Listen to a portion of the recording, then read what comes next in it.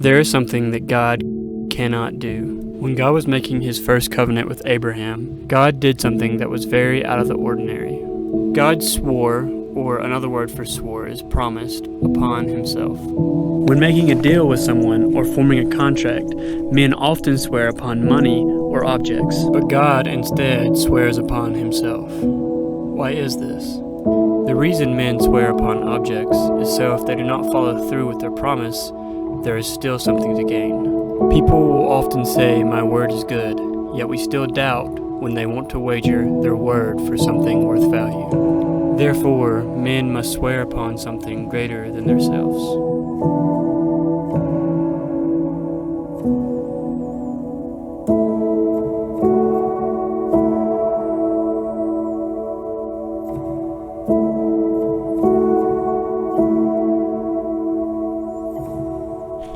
God does not have to have something to promise or something to trade.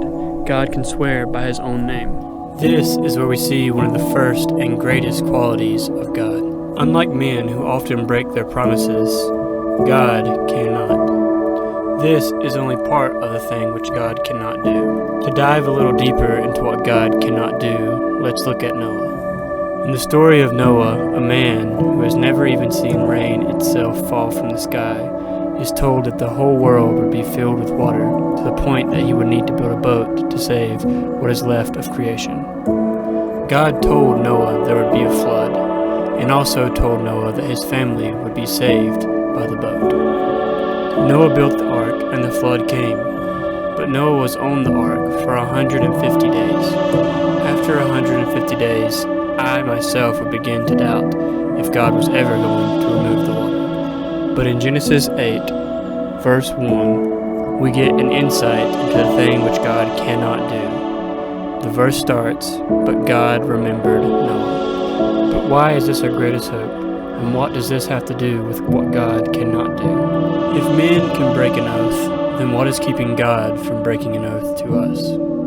This is why it is so important that God cannot do this one thing. The God of everything created, including you, me, and everyone that we know, cannot do one thing, and that is, he cannot lie. As Christians, this is our foundation and greatest hope. If God cannot lie, then all of what he says is true. In a culture where there is no wrong or right, and that whatever you say goes, it is hard to believe that someone could be absolutely true. But this is the sole claim of Christianity, the sole claim of the God of the universe. And this claim would mean nothing if there was no limitations unto what God can and cannot do. As Christians, we have this hope as an anchor for the soul, firm and secure. It enters the inner sanctuary behind the curtain.